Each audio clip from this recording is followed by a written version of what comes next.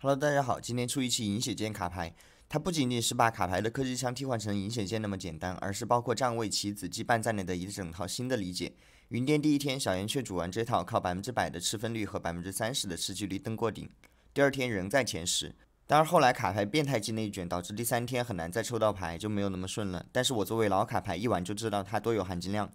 下版本卡牌和迪斯科都有一定的削弱，但是对这套打法来说影响并不会很大，因为它不靠迪斯科的攻速启动。对比高能流行，迪斯科的攻速的确不太够看，且迪斯科作为一套标杆阵容，要是真的强度低到上不了场，也会及时回调的，所以不用担心更新后玩不了。银血剑高能卡牌长这样：主坦机器人波比扎克3选1，输出位的卡牌带一个银血剑加2件输出装，这2件最好是帽子法爆或者双帽子。次一级推荐双法爆，破防加帽子，破防加法爆，不推荐大天使巨杀。像羊刀、驱龙刀、纳什、红 buff 电刀、鬼术这种带攻速的功能装或者纯启动装，就对个2星露露。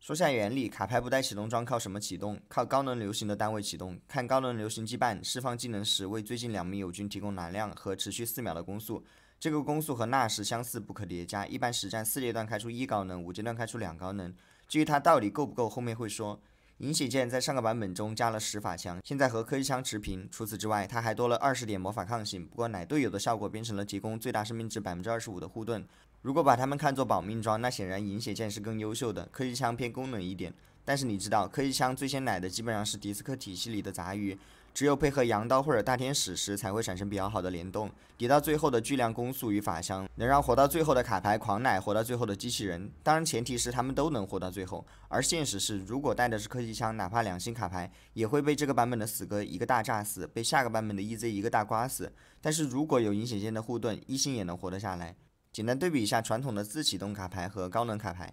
这个我没办法做到像花园必修2那么精细的计算，只能通过实战观察来让大家有个感性的认知。传统卡牌出龙刀、鬼术、大天使带炸弹人情侣，大概能在开战后4秒放第一个大，开战后10秒放第二个大。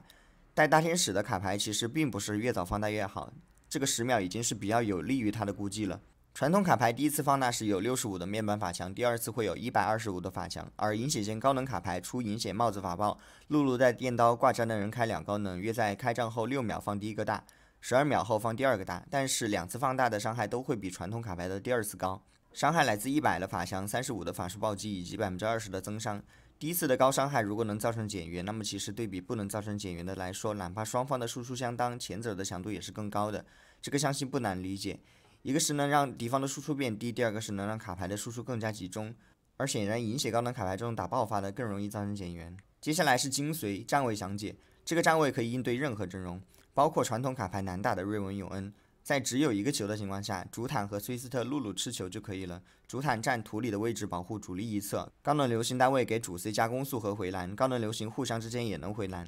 右上角单顶艾克能吸引一部分单位过去，2星艾克也能稳定放一个大。其他杂鱼扔右下角，避免吃到高能，同时也不做刀锋的跳板。如果有俄洛伊，那么出手放第一排能吃裁决的爆发，后置能吃死哥的技能。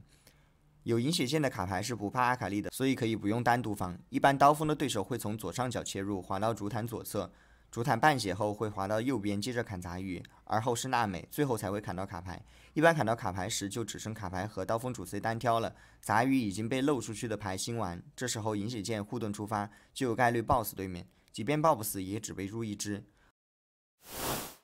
玩卡牌的核心羁绊其实是4耀光石，一般从4滴提升到5滴，还是2耀光提升到4耀光之间抉择。4到5滴只给主 C 每3秒多提供了5%的攻速，另外附赠了一个给杂鱼吃的球，而2耀光到4耀光则会多额外的40%耀光增伤，孰优孰劣不言而喻。不要被多一个球蒙蔽了双眼。辩证最好是卡牌的耀光，这样就少一个耀光挂件，多的位置能挂扎克、俄罗伊。如果是卡牌或者机器人的迪斯科或者秘书天选，那就没有这种自由位了，要挂大根这种就得上9。如果是扎克或者波比的天选，那就不要机器人，场下有机器人还是要留，2星之后就可以换天选了。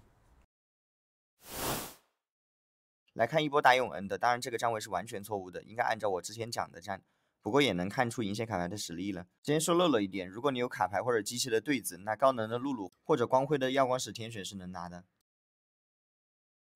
感谢观看，我们下期再见。